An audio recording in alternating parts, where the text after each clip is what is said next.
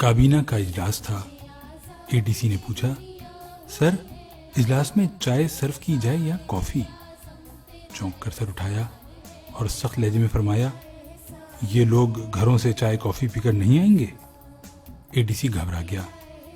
آپ نے بات جاری رکھی، جس وزیر نے چائے کافی پینی ہو وہ گھر سے پی کر آئے یا پھر واپس گھر جا کر پیے۔ قوم کا پیسہ قوم کے لیے ہے، وزیروں کے لیے نہیں۔ اس حکم کے بعد جب تک وہ برسر اقتدار رہے، کابینہ کے اجلاسوں میں سادے پانی کے سوا کچھ صرف نہ کیا گیا۔ گورنر جنرل ہاؤس کے لیے 38.5 روپے کا سامان خریدا گیا۔ آپ نے حساب منگوا لیا۔ کچھ چیزیں محترمہ فاطمہ جناح نے منگوائی تھیں۔ حکم دیا یہ پیسے ان کے اکاؤنٹ سے کاٹے جائیں۔ 2-3 چیزیں ان کے ذاتی استعمال کے لیے تھیں۔ فرمایا یہ پیسے میرے اکاؤنٹ سے لے لیے جائیں۔ باقی چیزیں گورنر جنرل ہاؤس کے لیے تھیں۔ فرمایا ٹھیک ہے، یہ رقم سرکاری خزانے سے ادا کر دی جائے، لیکن آئندہ احتیاط کی جائے۔ برطانوی بادشاہ کا بھائی ڈیوک آف گلوسٹر پاکستان کے دورے پر آ رہا تھا۔ برطانوی سفیر نے درخواست کی، آپ اسے ایئرپورٹ پر خوش آمدید کہہ دیں۔ ہنس کر کہا، میں تیار ہوں، لیکن جب میرا بھائی لندن جائے گا تو پھر برٹش کنگ کو بھی اس کے استقبال کے لیے ایئرپورٹ آنا پڑے گا۔ ایک روز ADC نے ایک وزٹنگ کارڈ سامنے رکھا۔ آپ نے کارڈ پھاڑ کر پھینک دیا اور فرمایا، اسے کہو آئندہ مجھے شکل نہ دکھائے۔ یہ شخص آپ کا بھائی تھا اور اس کا قصور صرف اتنا تھا کہ اس نے اپنے کارڈ پر نام کے نیچے brother of Quaid Azam Muhammad Ali Jinnah governor general Pakistan لکھوا دیا تھا۔ زیارت میں سردی پڑ رہی تھی۔ کرنل الہی بخش نے نئے موزے پیش کر دیے۔ دیکھے تو بہت پسند فرمائے۔ ریٹ پوچھا، بتایا 2 روپے۔ گھبرا کر بولے، کرنل یہ تو بہت مہنگے ہیں۔ عرض کیا، سر یہ آپ کے اکاؤنٹ سے خریدے گئے ہیں؟ فرمایا میرا اکاؤنٹ بھی تو قوم کی امانت ہے، ایک غریب ملک کے سربراہ کو اتنا عیاش نہیں ہونا چاہیے۔ موزے لپیٹے اور کرنل الہی بخش کو واپس کرنے کا حکم دے دیا۔ زیارت ہی میں ایک نرس کی خدمت سے متاثر ہوئے اس سے پوچھا، بیٹی میں تمہارے لیے کیا کر سکتا ہوں؟ نرس نے عرض کی، سر میں پنجاب سے ہوں، میرا سارا خاندان پنجاب میں ہے، میں اکیلی کوئٹہ میں نوکری کر رہی ہوں، آپ میری ٹرانسفر پنجاب کرا دیں؟ اداس لہجے میں جواب دیا، سوری بیٹی، یہ محکمہ صحت کا کام ہے، گورنر جنرل کا نہیں۔ اپنے طیارے میں رائٹنگ ٹیبل لگوانے کا آرڈر دے دیا۔ فائل وزارت خزانہ پہنچی تو وزیر خزانہ نے اجازت تو دے دی، لیکن یہ نوٹ لکھ دیا، گورنر جنرل اس قسم کے احکامات سے پہلے وزارت خزانہ سے اجازت کے پابند ہیں۔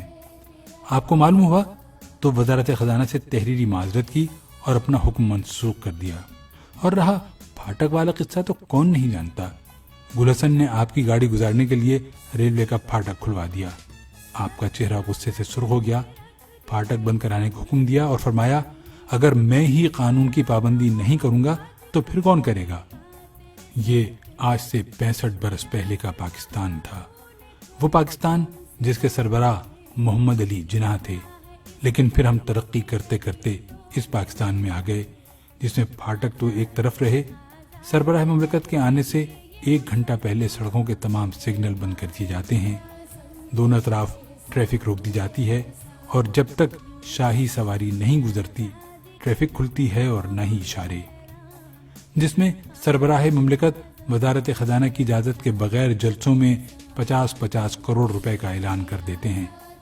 وزارت خزانہ کے انکار کے باوجود پورے جہاز خرید لیے جاتے ہیں، جس میں صدروں اور وزیر اعظم کے احکامات پر سینکڑوں لوگ بھرتی کیے گئے، اتنے ہی لوگوں کے تبادلے ہوئے، اتنے ہی لوگ نوکریوں سے نکالے گئے اور اتنے لوگوں کو ضابطے اور قانون توڑ کر ترقی دی گئی، جس میں موزے تو رہے ایک طرف، بچوں کے پوتڑے تک سرکاری خزانے سے خریدے گئے، جس میں آج ایوان صدر کا 50 کروڑ اور وزیر اعظم ہاؤس کا بجٹ 1 ارب 39 کروڑ روپے ہے، جس میں ایوان اقتدار میں عملاً بھائیوں، بھتیجوں، بھانجوں، بہنوں، بہنوئیوں اور خادم کا راج رہا، جس میں وزیر اعظم ہاؤس سے سیکریٹریوں کو فون کیا جاتا ہے اور کہا جاتا ہے کہ میں صاحب کا بہنوئی بول رہا ہوں، جس میں امریکہ کے نائب وزیر کے استقبال کے لیے پوری حکومت ایئرپورٹ پر کھڑی دکھائی دیتی ہے، اور جس میں چائے اور کافی تو رہی دور، کابینہ کے اجلاس میں پورا لنچ، پورا ڈنر سرو کیا جاتا ہے، اور جس میں ایوان صدر اور وزیر اعظم ہاؤس کے کچن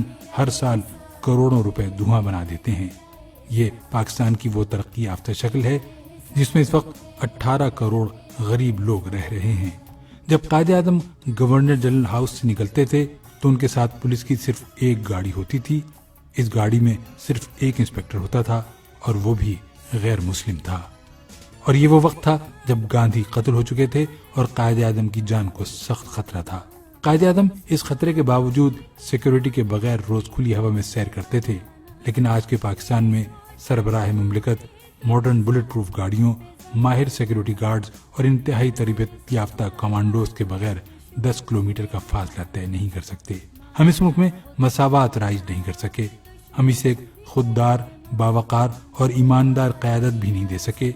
یہ نہ دیں، ہم اسے جدید، ترقی یافتہ اور پرامن ملک نہیں بنا سکے، نہ بنائیں، لیکن ہم اسے واپس 1948 تک تو لے جا سکتے ہیں۔ ہم اسے 65 برس پرانا پاکستان تو بنا سکتے ہیں۔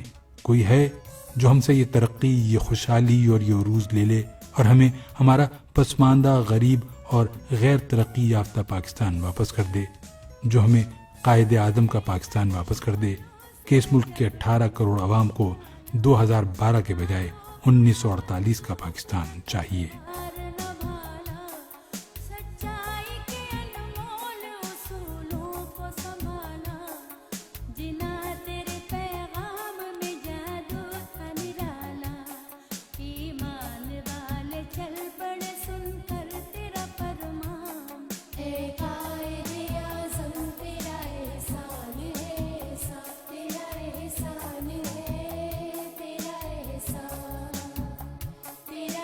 Sani